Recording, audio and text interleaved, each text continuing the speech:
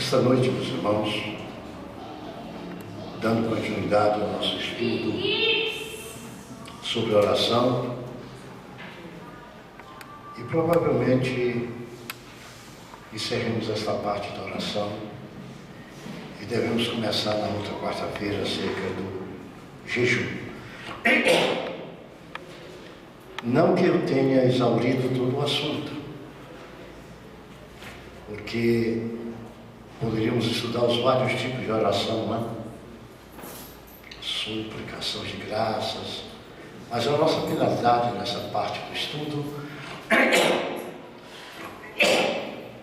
é que cada um entenda o valor e a necessidade da oração para a nossa vida material e nossa vida espiritual. Quando nós pensamos em oração,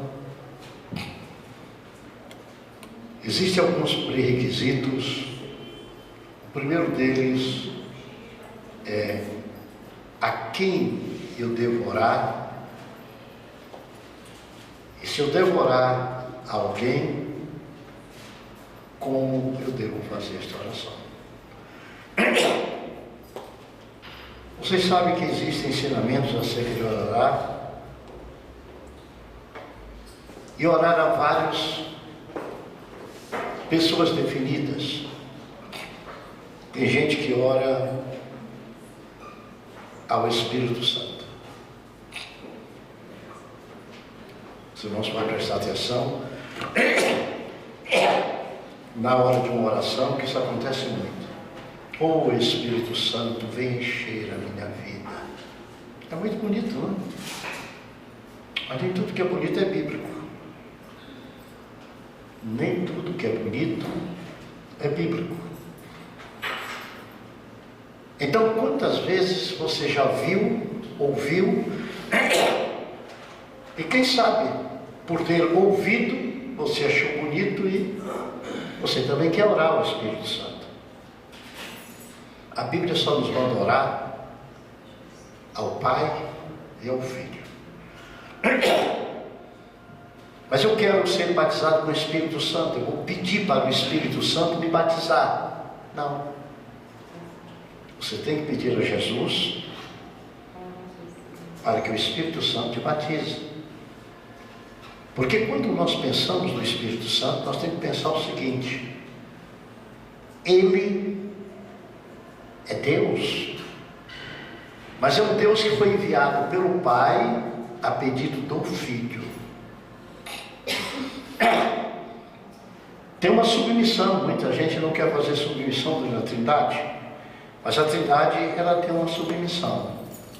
Nós sabemos que o Pai é Deus, o Filho é Deus e o Espírito Santo é Deus.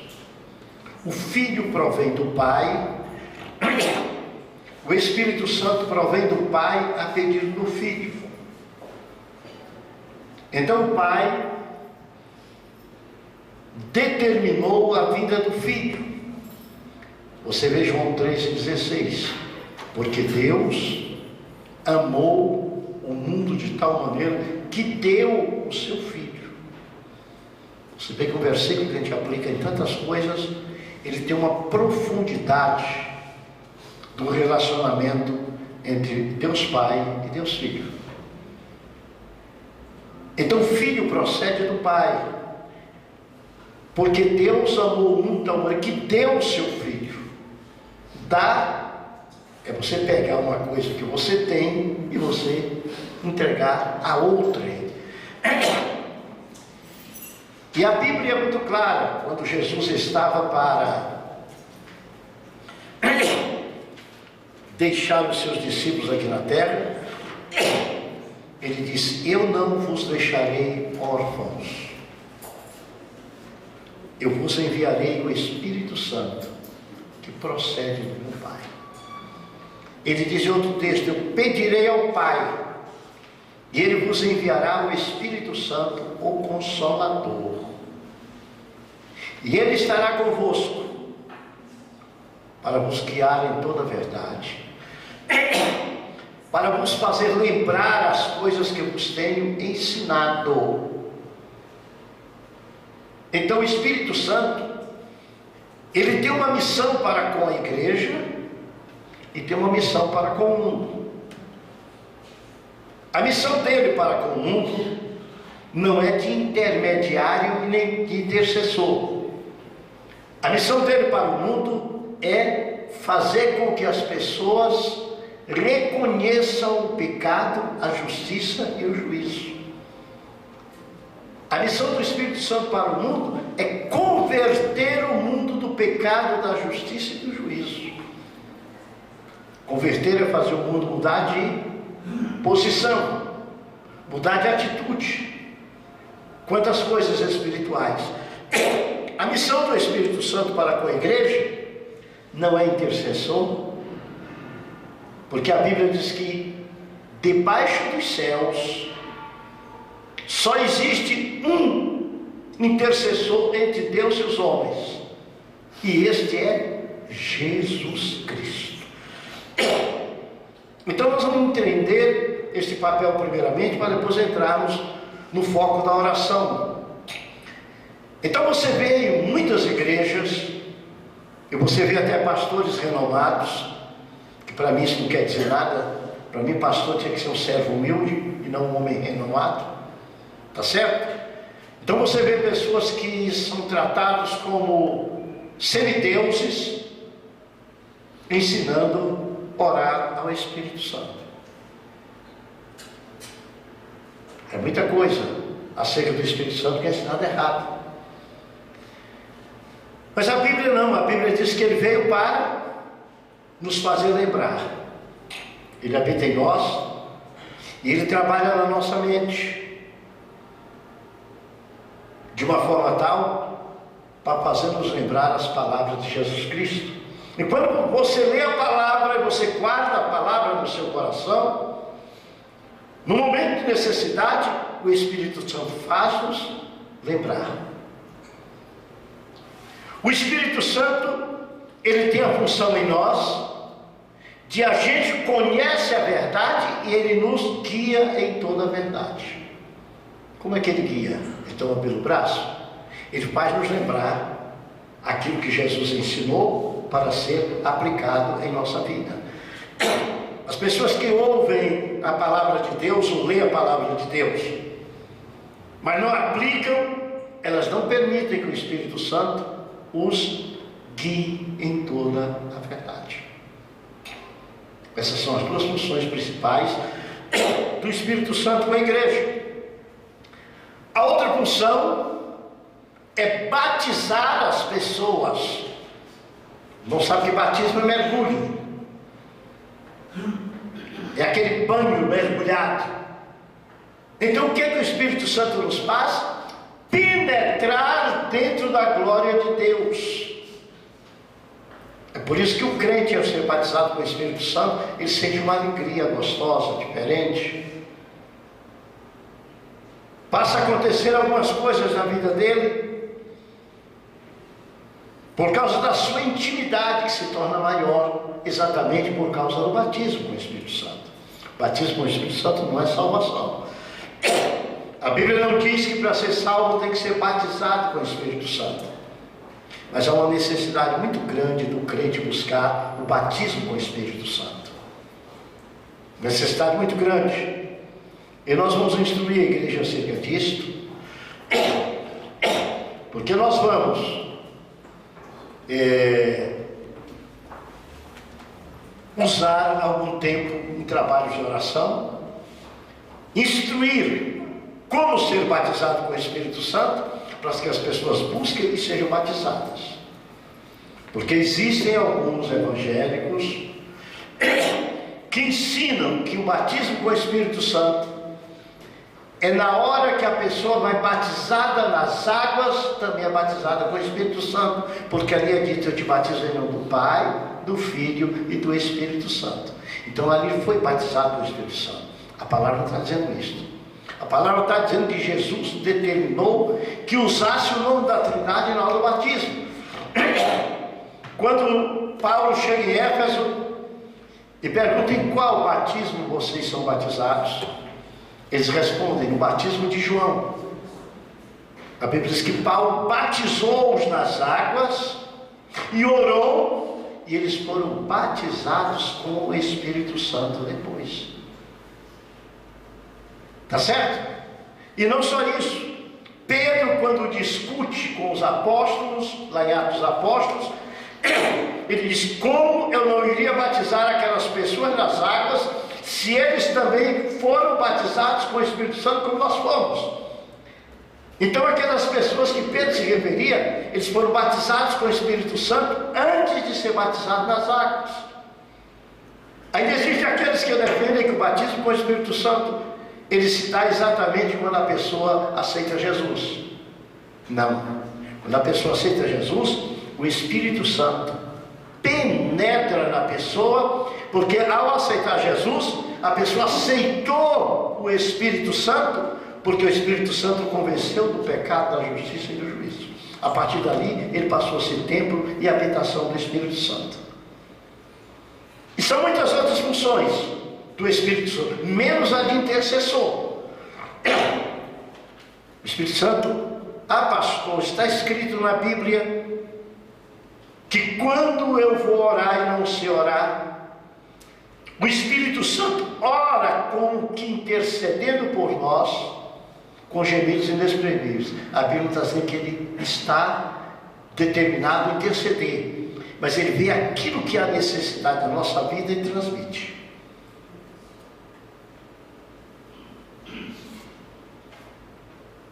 Então, eu não devo orar o Espírito Santo. Eu também não devo orar a nenhum outro ser. Digamos, existem religiões que oram a Maria. No catolicismo romano, eles têm até aquele troço que coloca em carro. Tem um adesivo: peça à mãe que o filho atende. A Bíblia não diz nada disso também. Nas pronunciações de Maria, que são poucas na Bíblia, a mais forte é esta. A mais forte é esta: fazei tudo quanto ele vos mandar. Na referência de Jesus a Maria, quando disseram, Jesus ia para ser crucificado: bem-aventurados os peitos que te amamentaram, bem-aventurado o ventre que te concebeu. Jesus para e responde: mas bem-aventurado aquele que ouve a palavra de Deus. Então Jesus não adotou a mariolatria, a oração para os santos como intercessores santos, no modo de dizer da Igreja Católica Romana. Também ela não é bíblica.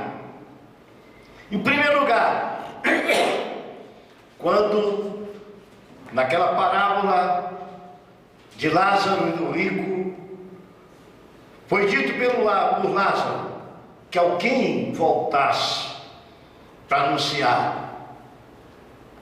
O apóstolo Jesus disse na parábola o quê? Quem está aqui não passa para lá, e quem está lá não passa para cá. Ouçam os profetas que estão lá. E o livro de Atos fecha dizendo que debaixo do céu, ou seja, entre o céu e a terra, só existe um mediador entre Deus e o homem, que é Jesus Cristo. Então a quem eu devo orar? Eu devo orar somente ao Pai, ou então ao Filho. Mas agora vem uma regra promissora entre esta oração: orar ao Pai.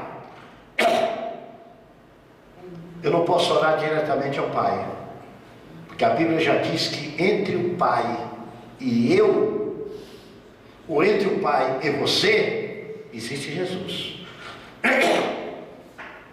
Jesus é claro quando diz: ninguém vem ao Pai a não ser por mim.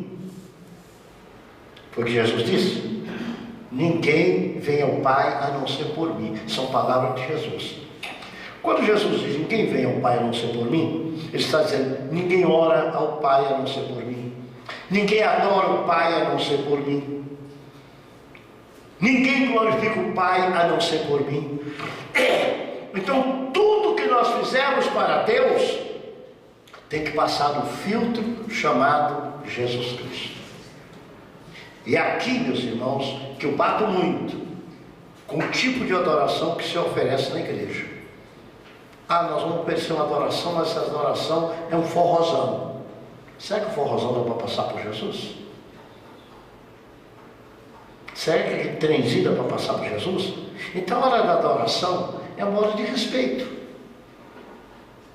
Nós estamos entregando a Jesus Cristo e Ele está levando para o Pai. A mesma coisa da oração, tem que ser uma coisa de respeito. Nós estamos entregando a Jesus e Jesus está levando para o Pai. Então Jesus determina duas coisas. Como eu devo orar? Eu posso orar diretamente a Cristo. Aí sim, eu não preciso de ninguém no meio. Eu oro diretamente a Cristo, não preciso de ninguém no meio. Ou eu vou orar a Deus através de Cristo. Agora eu já preciso, porque eu só posso chegar ao Pai através de Cristo. Nós chegamos ao Pai como salvos através do sangue de Cristo. Entre nós e o Pai está o sangue de Cristo sobre a nossa vida.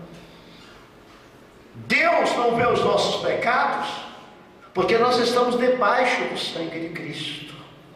O Senhor nos vê através do sangue de Cristo.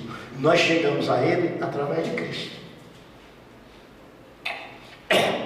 Outra coisa errada na oração, que uma grande maioria de pessoas faz, é quando termina uma oração. Eu vou já falar de começo, de fim de oração, e de fim de oração vou falar algumas coisas. Diga, uma pessoa acaba de orar e diz, Senhor Deus, eu te agradeço, em nome do Pai, do Filho e do Espírito Santo. Quantos deuses tem aí? Tem 4.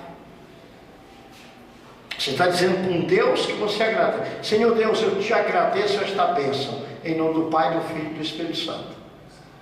Então tem um Deus maior do que o Pai, o Filho e o Espírito Santo? Você já viu isso ou não viu? São muitos pastores que fazem isso, não é simplesmente não, muitos pastores estão orando, Senhor Deus, muito obrigado por tudo, eu quero te agradecer, ó Deus, em nome do Pai, do Filho e do Espírito Santo.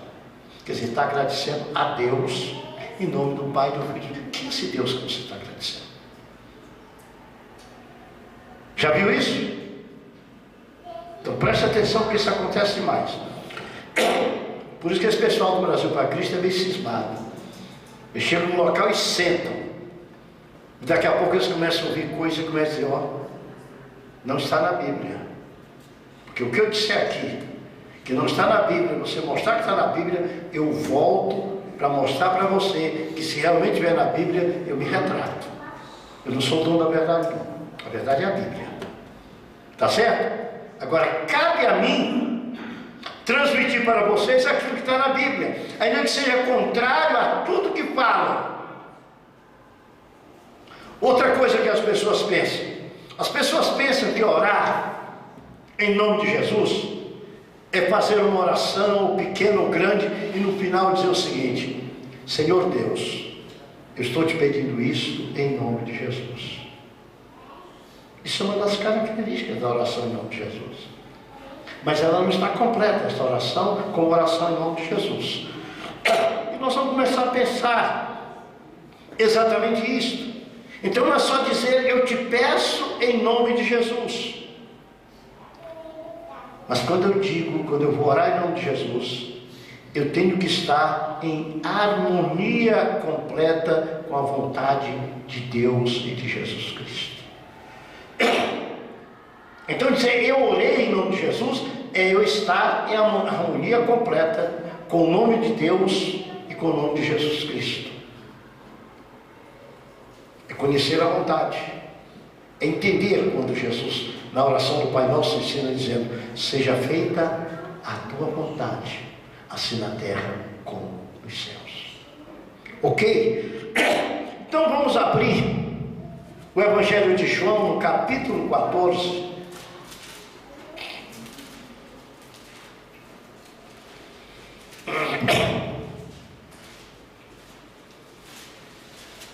Versículos 13 e 14.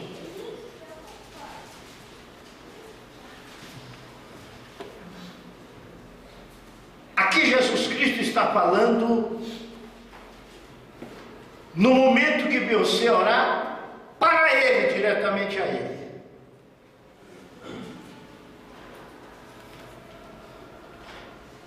E tudo quanto pedirdes em meu nome, eu o farei. Aqui eu não estou pedindo ao Pai, eu estou pedindo a Jesus no nome dele. O que será pedir a Jesus em nome de Jesus? Vamos entender isso? Eu sei que os irmãos entendem, eu só quero recordar. O que é pedir a Jesus em nome de Jesus? Porque às vezes a pessoa pega esse texto e diz que aqui a pessoa está pedindo a Jesus em nome do Pai. Está pedindo ao Pai em nome de Jesus. Não. Aqui está pedindo a Jesus em nome de Jesus. E aquela oração: Jesus, eu estou te pedindo em teu nome. Então, o que será pedir a Jesus em nome de Jesus? Vamos analisar um pouco. Em primeiro lugar, quando eu peço em nome de Jesus, eu estou entendendo o caráter de Cristo. Não é aquela oração egoísta, mas é aquela oração que eu faço exatamente buscando os princípios relevantes da vida de Cristo. Eu não sei se a vida de Cristo tem princípio que não seja relevante, mas quando eu digo assim, é aqueles princípios que mais se salientam aos nossos olhos. Porque na Bíblia não se deve orar pelos nossos princípios ou pelos nossos méritos, porque os nossos méritos, os quais a Bíblia diz que são como trapos de imundície. Eu não vou falar o que é trapo de imundície, que tem sido falado nessa igreja muitas vezes, não é? Trapo de imundície, o profeta Isaías trata claramente. E os exegetas da época dizem que é dois tipos de pano. E panos que eram usados uma vez e não prestavam para ser usado mais. Porque hoje em dia as mulheres têm mods, mas antigamente usavam um paninho. E na tradição antiga, na época de Isaías, aquele pano, quando era usado, ele não podia ser usado mais. Ele tornou-se totalmente imundo. Era chamado trapo de imundície, quer dizer, pano usado para segurar o sangue da menstruação da mulher. Você sabe que a mulher menstruada era considerada imunda. Isso tem trazido problemas, às vezes, no Novo Testamento, no entendimento de algumas pessoas, ao ponto de dizer que se a mulher estiver menstruada, ela não pode nem tomar ceia, porque ela é imunda. Era no Velho Testamento. No Novo, a mulher é outra coisa. O outro tipo de trapo de imundície conhecido, hoje em dia, os ancianos, mas vamos usar o termo antigo, os leprosos, eles viviam caindo aos pedaços. Hoje em dia, o ancianismo tem um tratamento, a pessoa descobre e se trata, e a pessoa pode conviver com um leproso a vida toda sem saber nem que ele é leproso. O tipo de tratamento que tem. Mas antigamente não, eu conheci. A pessoa caía aos pedaços, o corpo ficava cheio de ferida. Eu mesmo era menino em São Luís do Maranhão. Meu pai era pastor regional da Assembleia de Deus de São Luís do Maranhão, que era lá na Rua do Passeio, né? E tinha uma irmã que tinha um pé de aquela frutinha amarelinha, rapaz, carambola. A irmã Laura, E ela tirava aquela carambola e dava a gente comer. E ela era leprosa. Mas menino não pensa nessas coisas, né? Como eram doces as carambolas na casa da irmã Laura. E como eu comi tanto delas. E aquela época era a época que o leproso caía o dedo, caía parte do corpo, tinha leproso, faltava nariz. Então aquele pano que envolvia as feridas do leproso, quando o leproso trocava, aquele pano tinha que ser jogado fora e até mesmo queimado. Então isso era trapo de imundície. E é assim que nós temos que refletir que os nossos méritos diante de Deus, aquilo que nós chamamos de méritos da nossa vida, são diante de Deus como trapo de imundície. E quando eu penso desta forma, o que eu tenho que fazer? Eu não posso apresentar diante de Deus valores. Eu devo pedir a Deus misericórdia para a minha vida. Porque até o trabalho que eu realizo na obra de Deus, o próprio Jesus Cristo diz que quando eu e você houvermos feito tudo, só fizemos que não tem esse valor, não tem nada grande, né? Vocês fizeram só aquilo que foi mandado. Então nós temos que pensar o seguinte: nós estamos diante de Deus pela sua misericórdia. Então quando eu for orar, quando você for orar, não procure apresentar méritos diante de Deus. Senhor, eu faço isso, eu faço aquilo. O Senhor sabe o que você faz. O Senhor conhece a tua vida. São outras coisas que você tem que apresentar diante de Deus para orar. Outra coisa, irmãos, eu tenho que pensar quando eu oro nos méritos de Cristo e não na minha pessoa. Quais são os méritos de Cristo na minha vida? A sua misericórdia, o seu amor. Não mudou a minha vida? O seu perdão, a bondade que Ele tem comigo, as bênçãos que Ele vai derramando. Então eu, para orar e entrar nesta comunhão com Cristo, porque através de Cristo é que eu entro em comunhão com Deus, eu tenho que pensar desta forma. Olha o que diz o versículo 13: e tudo quanto pedires em meu nome eu farei. Isto é, tudo que você pedir, reconhecendo os méritos que eu tenho feito na tua vida, eu vou responder a tua oração. Por que eu vou responder? Para que o Pai seja glorificado no Filho. Então, Leite, a minha oração e a tua oração, ela faz com que Cristo, com que Deus seja glorificado em Cristo. Por que ela vai fazer Deus ser glorificado em Cristo? Veja o nosso papel. Entendeu, irmão? Como é importante a oração. Nós fazemos Deus ser glorificado em Cristo. Quer dizer, Cristo se sente glorificado. E Cristo vê o Pai glorificado através da nossa oração. É porque nós reconhecemos o que Deus tem feito através de Cristo por nós.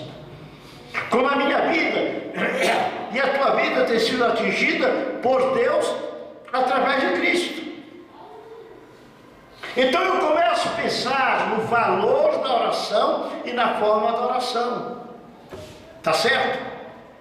Quando eu for orar, para me orar segundo a vontade de Cristo, conforme está aqui, pedir em nome, não é só dizer eu estou te pedindo em nome de Jesus, mas é exatamente, entende? Eu ver a glória de Cristo manifestada pela bondade de Deus. Então aqui diz: e tudo quanto pedirdes em meu nome, eu farei, para que o Pai seja glorificado no Filho.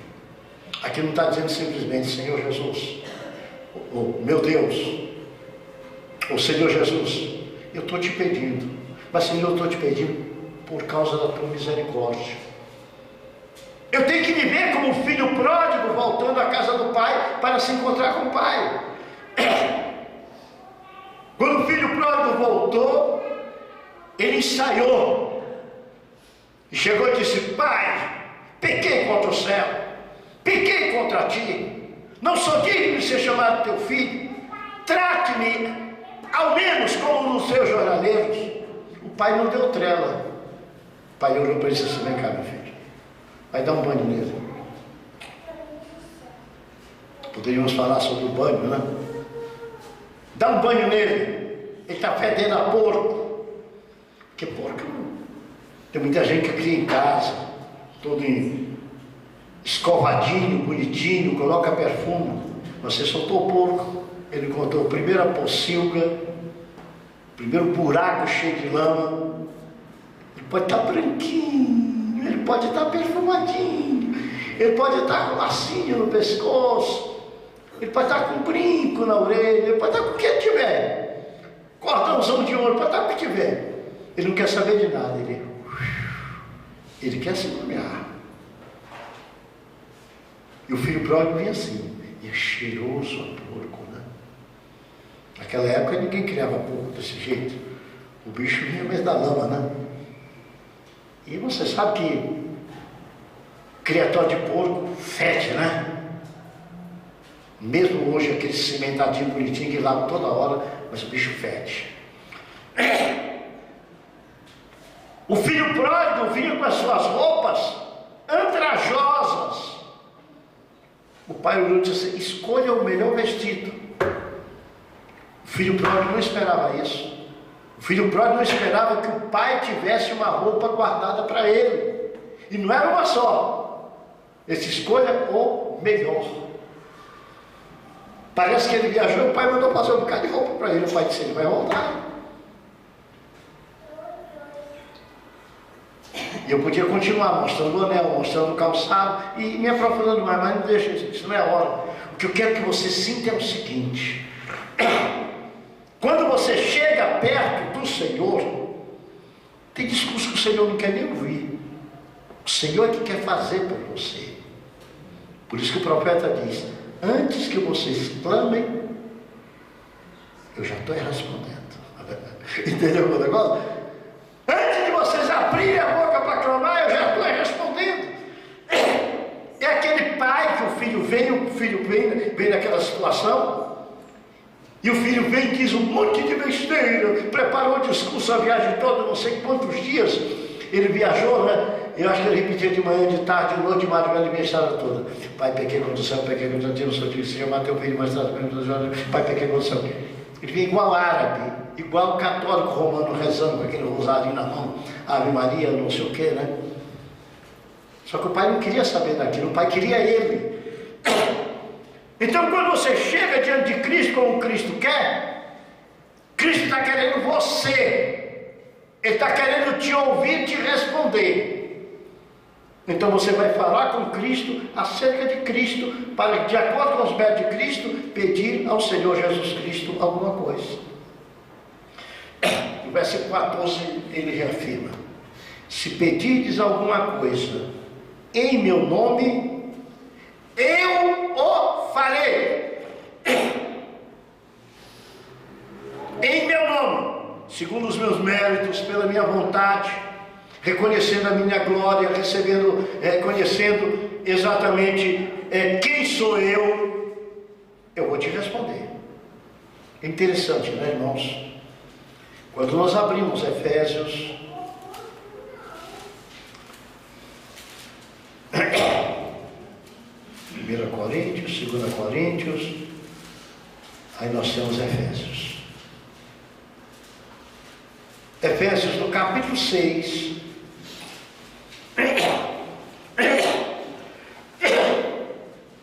e versículo 18.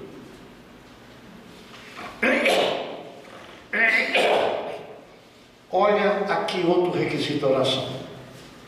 Em primeiro lugar, o requisito temporal: orando em todo o tempo. O que a Bíblia diz? Vigiai e orai.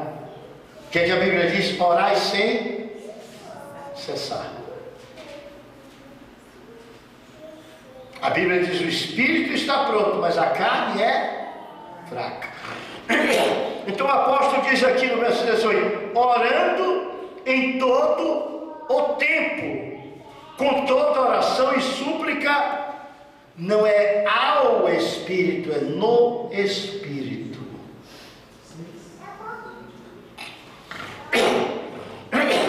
Não é orando ao Espírito, mas é orando no Espírito. Como é que eu oro no Espírito? O Espírito Santo está dominando a minha vida. Eu me submeto à vontade de Deus e à vontade de Cristo através do Espírito Santo. E como o Espírito Santo foi mandado para me fazer lembrar toda a verdade. Por isso que eu falei um pouco dele antes. Então o Espírito Santo me foi mandado para me fazer lembrar toda a verdade, para me guiar, para me fazer lembrar aquilo que Jesus ensinou. Então quando eu oro no Espírito, eu estou orando em nome ou no nome de Jesus. Então para o próprio Jesus eu tenho que orar em nome dele. Não é só dizer, eu te peço em teu nome. Eu não estou dizendo que você não deve dizer, tá certo? Você deve falar. Mas só que tem muita gente que está limitado no campo da oração. E por estar limitado, ele pensa que simplesmente pode dizer, ó Deus, eu te peço em nome de Jesus. Ou então dizer, Senhor Jesus, eu estou te pedindo em teu próprio nome. Não, não. Você deve dizer? Você deve dizer. Mas não é isso só o que o texto bíblico quer dizer quando fala em orar em nome de Jesus. Tá certo? E aqui mostra a submissão do Espírito, exatamente a verdade de Deus. Qual outro item? Orando em todo o tempo, com toda oração e súplica, e agora o que? A vigilância, e vigiando nisto. Porque tem muita gente que quer primeiro orar para depois vigiar. A Bíblia manda vigiai e orai. Não é orar e vigiai, é vigiai e orai para que não entreis em tentação. Quando eu faço uma coisa vigiando, é sinal que eu faço uma coisa com preocupação de ver o que está acontecendo e fazer o que está certo. Você está dirigindo um carro. Tem uma coisa chamada ao dirigir de atenção. Se o carro fosse um fato bíblico, você chamava de vigilância, que realmente é vigilância. Você dirige com vigilância. Vigilância é o cuidado para você não fazer aquilo que é errado, não atingir o espaço do erro. E depois vem um item importante, perseverança. A perseverança e súplica por todos os santos. Veja que interessante.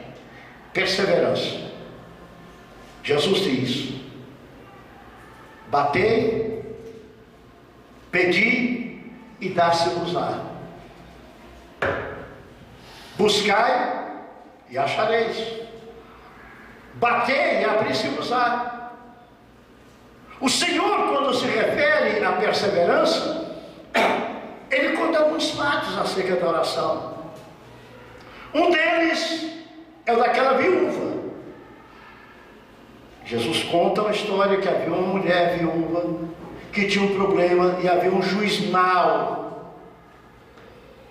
E aquela mulher toda chegava: faze justiça à minha causa, faze justiça à minha causa, faze justiça à minha causa.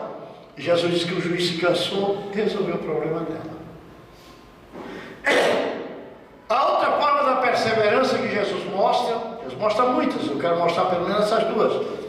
É aquela que ele diz que uma pessoa tem um amigo e de noite chega na sua casa um outro amigo para visitar, e ele não tem nada em casa, e ele vai na casa do outro seu amigo, e ele pede tanto até que seu amigo se levanta, está dormindo, se levanta e pega o pão e entrega para ele, e ele leva o pão para a casa dele para servir o seu amigo. A perseverança é porque a resposta de Deus não é de acordo com o dia que eu quero, é a hora que Ele quer. Tem muita gente que ora: Senhor, Eu quero que me respondas agora. O Senhor até pode responder pela sua misericórdia, mas nós não podemos obrigar Deus a responder a hora que a gente quer. Nós temos que entender que Deus é soberano, que Cristo é soberano. É Deus. Jesus é Deus. O Pai é Deus. Quem sou eu ou você para determinar de Deus alguma coisa que eu queira receber? Você não já ouviu isso? Eu determino agora, em nome do Senhor. Mas isso não. Quem é você para determinar em nome do Senhor? Peça em nome do Senhor. Você pode determinar segundo a tua fé. Eu determino segundo a minha fé. A Bíblia não te proíbe a você determinar em nome do Senhor. Mas pastor, só tem um caso que você pode determinar em nome do Senhor. Tem um caso, tem uma exceção. Sabe qual é? Se o Senhor falar contigo, vai e determina. Você diz, olha, eu estou determinando em nome do Senhor. Isso é, o Senhor falou comigo que eu determinasse isso. Mas só faça isso se o Senhor falar contigo mesmo. Que tem muita gente dizendo, o Senhor falou comigo e eu estou determinando que o Senhor, e o Senhor não falou. Nós temos que ter cuidado de saber ouvir a voz de Deus. Tá certo? Então a perseverança, e a outra coisa interessante, a súplica por todos os santos. Aqui a Bíblia está mostrando mais uma vez que a oração não é algo egoísta. Você tem que pensar em todos. E a Bíblia mostra que ela se estende não só aos santos. A Bíblia diz, orai pelos vossos inimigos. Não é só pelo amigo. Moisés, que eu vou orar. Eu tenho que orar pelos meus inimigos. Ah não, eu vou orar pelo meu inimigo, que eu vou colocar ele na mão de Deus. Não é isso não. Você tem que orar pelo seu inimigo, é pela salvação dele. Só em se tornar teu inimigo, ele já está indo para o inferno. Ah, mas ele é um crente. A Bíblia diz que aquele que não ama o seu irmão que está vendo, não ama Deus que não está vendo. O apóstolo João é claro. Tá certo? É interessante, quantas vezes eu vou conversar com a pessoa diz, eu não vou mais na igreja, que eu não posso ver fulano. Eu não vou na igreja porque fulano tem raiva de mim. A Bíblia diz, se você sabe que o teu irmão tem alguma coisa contra você, ela não diz, espera teu irmão vir falar contigo. Se vai ter com o teu irmão. Pega a tua oferta, deixa sobre a mesa. Isto é, o Senhor está dizendo, eu não vou receber o que você trouxe para mim. Oferta não é só dinheiro. 12 de Romanos diz assim, ofertem os vossos corpos como sacrifício vivo, santo e agradável a Deus, porque este é o vosso culto racional. Você vem prestar teu culto a Deus? Teu irmão, não, mas aquele cara, é assim que a gente fala, né? Aquele cara, aquela dona, não, vai te reconciliar com ele. Se ele não quiser te reconciliar contigo, o problema é dele. O problema é dele. Você fez o que o Senhor mandou, mas o Senhor não diz. O Senhor não diz, como muitas pessoas pregam, que a pessoa pode reter o perdão do outro e a pessoa não é perdoada. Quando o apóstolo fala, é outra coisa. A quem perdoares os pecados serão perdoados, e a quem retiveres está retido. Esse é um caso diferente. Eu posso entrar nele e vou levar bastante tempo. E muita gente pega e diz assim, fui pedir perdão para fulano e ele não quis me perdoar. Eu agora estou desgraçado. Não, Senhor. O Senhor disse, vai ter com ele. O Senhor não disse, se ele te perdoar ou não te perdoar, a tua vida está complicada ou não está complicada. O Senhor não diz isso. Na hora que você vai pedir perdão àquela pessoa, você fez, pastor Anselmo, aquilo que o Senhor mandou você fazer. E se você fez o que o Senhor mandou fazer, você está justificada diante de Deus. Como é que nós somos justificados diante de Deus? É quando nós fazemos o que o Senhor manda fazer. Então o outro não é obrigado. Não, agora eu vou para o inferno, porque a pastora Claudinha não quis me perdoar. Vou não. Ela não tem poder sobre o perdão de Jesus. Jesus disse, vai lá com ele e volta a pegar a tua oferta. Coloca em paz o teu coração. Coloca em paz o teu coração. É isso que o Senhor está mandando. Tá certo? Então o que acontece na minha oração? Ela tem que ser segundo a vontade de Deus que está na santa palavra dele. Quando eu faço a oração segundo a vontade de Deus que está na palavra dele, o Senhor vai responder a minha oração. Ela vai ser respondida, não é pelo muito falar, mas é exatamente por aquilo que eu estou fazendo de acordo com a palavra de Deus. Quando nós abrimos 1 João capítulo 3, vamos lá para perto do Apocalipse, 1 João capítulo 3,